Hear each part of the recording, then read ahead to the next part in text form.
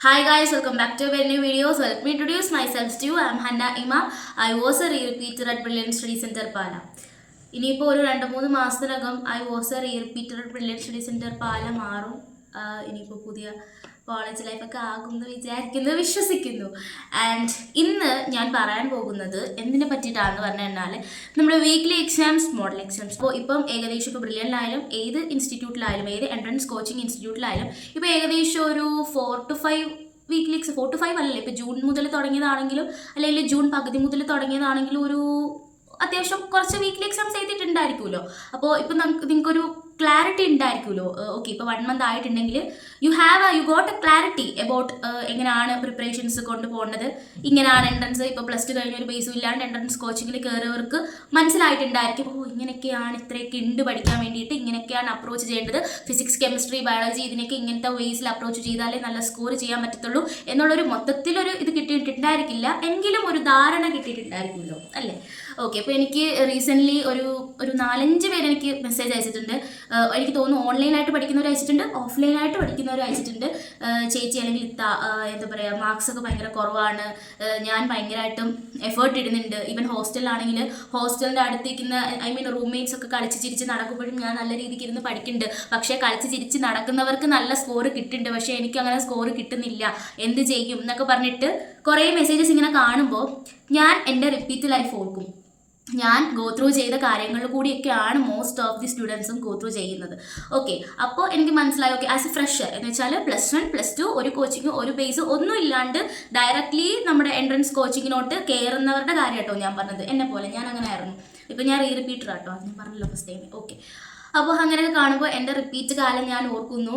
And അപ്പോൾ ഞാനിങ്ങനെ പറയാറുണ്ട്, ആദ്യമൊക്കെ അങ്ങനെയാണ്, നമ്മളത് കുറച്ച് എന്താ പറയുക ക്ഷമയോടെ കാത്തിരിക്കണം. കുറേ പേര് നമ്മുടെ എന്താ പറയുക മറ്റുള്ള സ്റ്റുഡൻസിനെ വെച്ചിട്ട് കമ്പയർ ചെയ്യുന്നുണ്ട് സ്വന്തം സ്കോർ. അങ്ങനെ ചെയ്യാണ്ടിരിക്കുക. ഓക്കെ, അങ്ങനെ ചെയ്യുന്നത് വളരെ ഒരു മണ്ടത്തരാണെന്ന് ഞാൻ എല്ലാ വീഡിയോസിലും പറയലുണ്ട്. അങ്ങനെ ചെയ്യരുത്, കമ്പയർ ചെയ്യേണ്ട കാര്യമില്ല. നിങ്ങളുടെ പ്രോഗ്രസ് നിങ്ങൾ നോക്കുക. ഓക്കെ, ഇപ്പോൾ നമ്മൾ കമ്പയർ ചെയ്ത് കഴിഞ്ഞാൽ നമുക്ക് സ്ട്രെസ്സും നമുക്ക് ടെൻഷനും കൂടുന്നതല്ലാണ്ട് വേറെ ഒന്നും നമുക്ക് കിട്ടാൻ പോകുന്നില്ല. നമ്മളുടെ പ്രോഗ്രസ് ഓക്കെ, ഇപ്പോൾ ഒരു വീക്ക്ലി എക്സാമിന് ഇപ്പോൾ 400+ കിട്ടിയെങ്കിൽ അടുത്ത വീക്ക്ലി എക്സാമിന് 450+ ആക്കാൻ ശ്രമിക്കുക. പിന്നെ അത് കഴിഞ്ഞിട്ട് 500+ ആക്കാൻ ശ്രമിക്കുക. ഇപ്പോൾ ആദ്യം തന്നെ നമ്മൾ ഒന്നും ഇല്ലാണ്ട് ഫസ്റ്റ് ടൈം തന്നെ കയറുന്നവർക്ക് ഒരു 400 to 500 റേഞ്ചേ കിട്ടുന്നുണ്ടായിരിക്കുള്ളൂ. ചിലപ്പോൾ നമ്മളെ ഫ്രണ്ട്സിനൊക്കെ മേ ബി 500 ഒക്കെ കിട്ടിയേക്കാം. അപ്പോൾ അത് വെച്ചിട്ട് കമ്പയർ ചെയ്യരുത്. പിന്നെ ഒരു കാര്യം എന്ന് പറഞ്ഞു കഴിഞ്ഞാൽ ഒരിക്കലും വീക്ക്ലി എക്സാംസിൽ ഏറ്റവും കൂടുതൽ സ്കോർ ചെയ്യുന്നവർ ലാസ്റ്റ് നീറ്റ് ക്രാക്ക് ചെയ്യുന്നോ, ഒരിക്കലും നമ്മുടെ വീക്ക്ലി എക്സാംസിൽ ലോ സ്കോർ ചെയ്യുന്നവർ ലാസ്റ്റ് നീറ്റ് കിട്ടാണ്ട് പോകുന്നൊന്നും ഇല്ല. അങ്ങനത്തെ കാര്യങ്ങളൊന്നുമില്ല. ഓക്കെ, അതൊക്കെ വെറും മിത്താണ്, അങ്ങനൊന്നും ഇല്ല. സോ നിങ്ങൾക്ക് പറ്റുന്നത് നിങ്ങളുടെ മാക്സിമം എന്ന് വെച്ചാൽ നിങ്ങൾക്ക് എത്ര പഠിക്കാൻ പറ്റുന്നോ അത്രയും പഠിക്കുക, അത്രയും ക്വസ്റ്റ്യൻസ് ചെയ്യുക. ഇപ്പോൾ ബയോളജി ആണെങ്കിൽ തിയറി ഇമ്പോർട്ടൻസ് കൊടുക്കുക, പിന്നെ ക്വസ്റ്റ്യൻസ് ചെയ്യുക. NCERT നല്ല ഇമ്പോർട്ടൻസ് കൊടുത്ത് പഠിക്കുക. ഫിസിക്സ് ആണെങ്കിൽ ക്വസ്റ്റ്യൻസിലൂടെ തിയറി പഠിക്കാൻ ശ്രമിക്കുക. അപ്പോൾ അതൊക്കെ ഭയങ്കര ബുദ്ധിമുട്ടായിരിക്കും ഫസ്റ്റ് ടൈം. എന്ന് വെച്ചാൽ ഇപ്പോൾ ഞാനും എൻ്റെ സീനിയേഴ്സ് പറയുന്നത് കേട്ടിട്ടുണ്ട്, ക്വസ്റ്റ്യൻസിലൂടെ തിയറി പഠിക്കാം. But it will be more difficult. പക്ഷേ എങ്കിലും നമ്മൾ അങ്ങനെ ചെയ്ത, കാരണം ഫിസിക്സ് തിയറി മാത്രം ഫോക്കസ് ചെയ്തുകൊണ്ടിരുന്നെന്ന് പറഞ്ഞാൽ നമുക്ക് ഫിസിക്സിലെ ക്വസ്റ്റ്യൻസ് സോൾവ് ചെയ്യാൻ പറ്റണം എന്നില്ല. ഓക്കെ, അപ്പോൾ പിന്നെ കെമിസ്ട്രി ആയിക്കോട്ടെ, കെമിസ്ട്രി NCERT ഇനോർഗാനിക് NCERT നല്ല തറവാക്കുക. ബയോളജി എങ്ങനെയാണോ ബയോളജി NCERTക്ക് ഇമ്പോർട്ടൻസ് കൊടുക്കുന്നത് അത്രയും ഇമ്പോർട്ടൻസ് ആണ് ഇനോർഗാനിക് കെമിസ്ട്രിക്ക് കൊടുക്കുക. ഫിസിക്കൽ കെമിസ്ട്രി ഫിസിക്സിന് എങ്ങനെയാണോ ഇമ്പോർട്ടൻസ് കൊടുക്കുന്നത് അതേപോലെ ക്വസ്റ്റ്യൻസിന് ഫിസിക്കൽ കെമിസ്ട്രിക്ക് ഇമ്പോർട്ടൻസ് കൊടുക്കുക, ക്വസ്റ്റ്യൻസ് ചെയ്യുക. പിന്നെ ഓർഗാനിക് കെമിസ്ട്രി അറിയാമല്ലോ, ഓർഗാനിക് കെമിസ്ട്രി നമ്മൾ പഠിക്കുന്ന സമയത്ത് ഭയങ്കര ഈസി ആയിട്ട് തോന്നും. റിയാക്ഷൻ മെക്കാനിസം ഓർഗാനിക് കെമിസ്ട്രിയിൽ തറവാക്കി കഴിഞ്ഞു കഴിഞ്ഞാൽ നമ്മുടെ മറ്റേ എന്താ പറയുക പിന്നെ വരുന്ന haloalkanes and haloarenes, alcohols, aldehydes, carboxylic acids, amines, ഈ ചാപ്റ്റേഴ്സ് ഒക്കെ റിയാക്ഷൻ മെക്കാനിസം സെറ്റ് ആയി കഴിഞ്ഞു കഴിഞ്ഞാലേ ഇതിലെ ക്വസ്റ്റ്യൻസ് ഒക്കെ സോൾവ് ചെയ്യാൻ പറ്റുള്ളൂ. അപ്പോൾ ഇങ്ങനെ കുറേ കാര്യങ്ങളുണ്ട്. അപ്പോൾ ഇതൊക്കെ നിങ്ങൾ എന്ത് ചെയ്യുക എന്ന് വെച്ച് കഴിഞ്ഞാൽ കറക്റ്റ് ഒരു എന്താ പറയുക, ഇപ്പോൾ ബ്രില്യൻറ്റിലാണെങ്കിൽ അവർ തരുന്ന ടൈം ടേബിൾ വെച്ചിട്ട് അങ്ങനെ പഠിച്ച് പോവുക. ഓക്കെ, ഇപ്പം വേറെ ഏതെങ്കിലും ഇൻസ്റ്റിറ്റ്യൂട്ട്സിലാണെങ്കിൽ അങ്ങനെ നിങ്ങൾ അവരുടെ ടൈം ടേബിൾ ഫോളോ ചെയ്ത് അവർ പഠിപ്പിക്കുന്ന രീതിക്ക് ചെയ്ത് പോവുക. പിന്നെ സ്റ്റഡി പ്ലാൻ എന്ന് പറഞ്ഞു കഴിഞ്ഞാൽ ഇപ്പോൾ എൻ്റെ സ്റ്റഡി പ്ലാൻ, ഞാൻ ചെയ്തുകൊണ്ടിരുന്ന സ്റ്റഡി പ്ലാൻ നിങ്ങൾക്ക് യൂസ്ഫുൾ ആവണം എന്നില്ല. നിങ്ങൾ സ്വന്തമായിട്ടൊരു സ്റ്റഡി പ്ലാനിന് വേണ്ടിയിട്ട് എന്താ പറയുക, ഹോസ്റ്റലിലൊക്കെ ആണെങ്കിൽ സ്റ്റുഡൻസ് വേറെ ഫ്രണ്ട്സൊക്കെ ഫോളോ ചെയ്യുന്ന സ്റ്റഡി പ്ലാൻ എടുത്ത് നിങ്ങൾ ഫോളോ ചെയ്ത് കഴിഞ്ഞ് കഴിഞ്ഞാൽ അത് ശരിയാവില്ല. കാരണം മറ്റുള്ളവരൊരു കാര്യം നമ്മുടെ കാര്യത്തിനകത്ത് കൊണ്ടുവന്നു കഴിഞ്ഞാൽ it will be more difficult. Okay, അതുകൊണ്ട് നമ്മൾ സ്വന്തമായിട്ടൊരു സ്റ്റഡി പ്ലാൻ ഉണ്ടാക്കുക, അങ്ങനെ പഠിച്ച് പോവുക. പിന്നെ ഹോസ്റ്റലിൽ ഇപ്പോൾ ഫോണൊക്കെ മേടിച്ച് വെച്ചിട്ടുണ്ടായിരിക്കും, വീടൊക്കെ മിസ് ചെയ്യുന്നവരുണ്ടായിരിക്കും, ഓൺലൈൻ ആവണം എന്നൊക്കെ തോന്നുന്നവരുണ്ടായിരിക്കും. ഇപ്പോൾ ഓൺലൈനിൽ പഠിച്ചു പോകണം ഫസ്റ്റ് ടൈം തന്നെ, ഫസ്റ്റിലേ തന്നെ മൈൻഡ് സെറ്റ് ഓക്കെ എനിക്ക് ഓൺലൈൻ മതി എന്ന് പറഞ്ഞ് ഓൺലൈൻ ചൂസ് ചെയ്യുന്നവരാണെങ്കിൽ ഓക്കെ, കുഴപ്പമില്ല. പിന്നെ ഹോസ്റ്റലിൽ പോയിട്ട് എനിക്ക് ഓൺലൈൻ ആയിരിക്കും ബെറ്റർ എന്ന് പറഞ്ഞിട്ട് ഓൺലൈനിലോട്ട് പിന്നെ വന്ന് മാറുന്നത് ഈ വലിയൊരു മണ്ടത്തരമായിരിക്കും. കാരണം എന്താണെന്ന് വെച്ച് കഴിഞ്ഞാൽ ഞാൻ ഇപ്പോൾ എൻ്റെ കേസ് പറയുകയാണെങ്കിൽ ഞാൻ ഫസ്റ്റ് റിപ്പീറ്റിൻ്റെ ടൈമിൽ പാലായിൽ നിന്നിട്ട് എനിക്ക് കുറച്ച് ഹെൽത്ത് ഇഷ്യൂസ് കാര്യങ്ങളൊക്കെ ആയിട്ട് ഞാൻ ഓൺലൈനിലോട്ട് മാറി. ഓക്കെ, ഓഫ്ലൈനിൽ നിന്നും ഒരു 2 months കഴിഞ്ഞിട്ട്, എനിക്ക് 1 to 2 months കഴിഞ്ഞിട്ട് ഞാൻ ഓൺലൈനിലോട്ട് മാറിയ ടൈമിൽ ഓൺലൈനിൽ പോർഷൻസ് കുറേ നീങ്ങിയിട്ടുണ്ടായിരുന്നു. നമുക്കിപ്പോൾ അങ്ങനത്തെ ബാച്ചസേ കിട്ടത്തുള്ളൂ. അപ്പോൾ അങ്ങനത്തെ ബാച്ചസ് കിട്ടിയപ്പോഴത്തേനും ഉള്ള കാര്യം എന്ന് പറഞ്ഞാൽ നമ്മൾ ഓൺ ഗോയിങ് ആയിട്ട് പോകുന്നതും പഠിക്കണം, ബാക്ക്ലോഗ്സും കംപ്ലീറ്റ്. അപ്പോൾ ഫസ്റ്റിലേ തന്നെ ബാക്ക്ലോഗ്സ് ആവുകയാണ്. അപ്പോൾ ഒന്ന് ആലോചിച്ച് നോക്കണം, ഫസ്റ്റിലേ തന്നെ ബാക്ക്ലോഗ് ആവുന്നൊരു കാര്യം. സോ അങ്ങനെയൊക്കെ വെച്ചിട്ട് നിങ്ങൾക്ക് വെറും തോന്നലാണ്. ഓഫ്ലൈൻ എന്നും പറഞ്ഞ് ചൂസ് ചെയ്ത് ഹോസ്റ്റലിൽ പോയവർ ഓഫ്ലൈനിൽ നിന്ന് തന്നെ പഠിച്ചു വരിക. എത്ര ആണെങ്കിലും നമ്മൾ എന്താ പറയുക, അവിടെ എന്തായാലും ഇതൊക്കെ ഈ നീറ്റ് എന്ന് പറഞ്ഞാൽ ആക്ച്വലി ഒരു സർവൈവൽ മോഡാണ് അല്ലേ. കാരണം നീറ്റ് ക്ലിയർ ചെയ്യണമെങ്കിൽ നമ്മൾ കുറേ കാര്യങ്ങൾ സാക്രിഫൈസ് ചെയ്യണം. നമ്മൾ ഹോസ്റ്റലിൽ പിടിച്ച് നിൽക്കണം, സർവൈവ് ചെയ്യണം.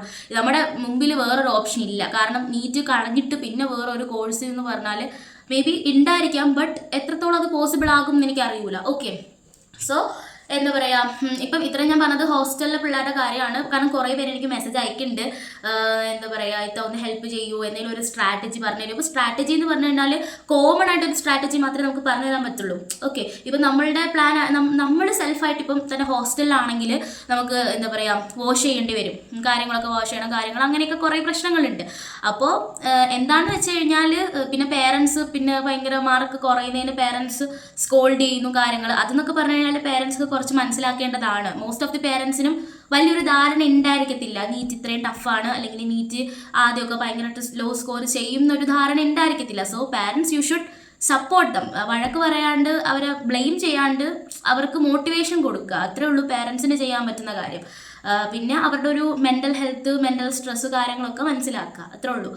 പിന്നെയെന്ന് പറഞ്ഞു കഴിഞ്ഞാൽ ഓൺലൈൻ എന്ന് പറഞ്ഞു കഴിഞ്ഞാൽ ഇപ്പോൾ വീക്ക്ലി എക്സാംസ്, ഇപ്പം ബ്രില്യനിലൊക്കെ നീറ്റ് അഡ്വാൻസ് എന്ന് പറഞ്ഞ എന്തൊക്കെ എക്സാംസ് വന്നിട്ടുണ്ടെന്ന് ഞാൻ ഇങ്ങനെ പറയുന്നത് കേട്ടായിരുന്നു സ്റ്റുഡൻസ്.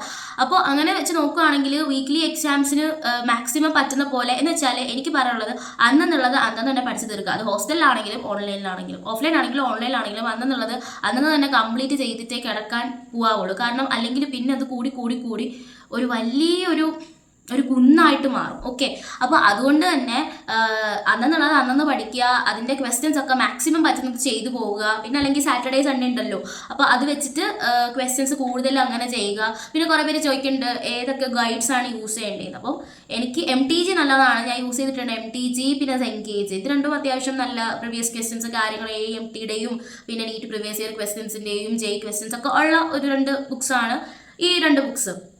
സോ അതങ്ങനെ നോക്കുക.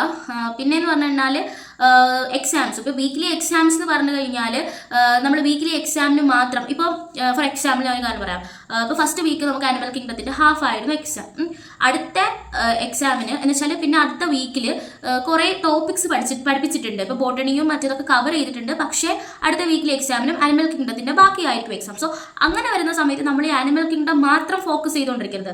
നമ്മൾ ആ ഒരു അപ്കമിങ് വീക്കിൽ എന്തൊക്കെയാണോ പഠിപ്പിച്ചത് അതത്രയും നമ്മൾ ക്ലിയർ ചെയ്ത് പോകുക, അതത്രയും നമ്മൾ പഠിക്കുക. ഓക്കെ, അല്ലാണ്ട് ഇപ്പോൾ ആനിമൽ കിങ്ഡം തന്നെ മാത്രം ഇങ്ങനെ നോക്കി ഇരുന്ന് കഴിഞ്ഞ് കഴിഞ്ഞാൽ it will be more difficult. Okay, അപ്പോൾ എന്താ പറയുക, നമ്മുടെ പോർഷൻസ് കുറേ പെൻഡിങ് ആവുന്നേ ഉള്ളൂ. ഓക്കെ, പിന്നെയെന്ന് പറഞ്ഞു കഴിഞ്ഞാൽ വീക്ക്ലി എക്സാംസ്. ഇനി മോഡൽ എക്സാംസിൻ്റെ കാര്യം പിന്നെ ഇപ്പോഴേ ചിന്തിക്കേണ്ട കാര്യമില്ല. പക്ഷേ നിങ്ങളൊരു കാര്യം ആലോചിക്കണം എന്ന് പറഞ്ഞു കഴിഞ്ഞാൽ വീക്ക്ലി എക്സാംസിന് ക്ലിയർ ആക്കി നല്ല രീതിക്ക് പഠിച്ച് പോകണം. ഇപ്പോൾ വീക്ക്ലി എക്സാംസിന് സ്കോർ കുറയും, അപ്പോൾ അതിനെക്കാട്ടിയും മോഡൽ എക്സാംസിനൊക്കെ സ്കോർ കുറയാൻ ചാൻസ് ഉണ്ട്. കാരണം ചില മോഡൽ എക്സാംസ് ഇപ്പോഴേ ഞാൻ പറയുകയാണ് അത്യാവശ്യം നല്ല ഡിഫിക്കൽട്ടായിട്ട് തന്നെയാണ് മോഡൽ എക്സാംസ് ഒക്കെ കണ്ടക്ട് ചെയ്യുന്നത്. അത്രയ്ക്ക് വലിയ ഈസി ക്വസ്റ്റ്യൻസ് ഒന്നും പ്രതീക്ഷിക്കേണ്ട. സോ അങ്ങനെ വെച്ച് നോക്കുകയാണെങ്കിൽ ഇപ്പോഴേ തന്നെ നമ്മൾ എന്താ പറയുക നല്ല രീതിക്ക് പ്രിപ്പയർ ചെയ്യുക. നമ്മൾ മോഡൽ എക്സാംസിന് നമ്മൾ വീക്ക്ലി എക്സാംസിന് മാത്രം ഫോക്കസ് ചെയ്തിരിക്കാണ്ട് നമ്മൾ എന്താ പറയുക നമ്മളെ ഏറ്റവും അവസാനത്തെ നീറ്റ് എക്സാമിന് കൂടി നല്ല രീതിക്ക് ഫോക്കസ് ചെയ്ത് തന്നെ പഠിച്ചു പോവുക. ഓക്കെ, പിന്നെ പഠിച്ചത് റിവൈസ് ചെയ്യുക. Revision is the most important part in NEET. സത്യം, കാരണം റിവൈസ് ചെയ്തിട്ടില്ലെങ്കിൽ പിന്നെ നമ്മൾ എത്ര പഠിച്ചെന്ന് പറഞ്ഞാൽ ഒരു കാര്യവുമില്ല. സത്യമാണ്, കാരണം ഒരു പ്രയോജനം ഉണ്ടാവത്തില്ല.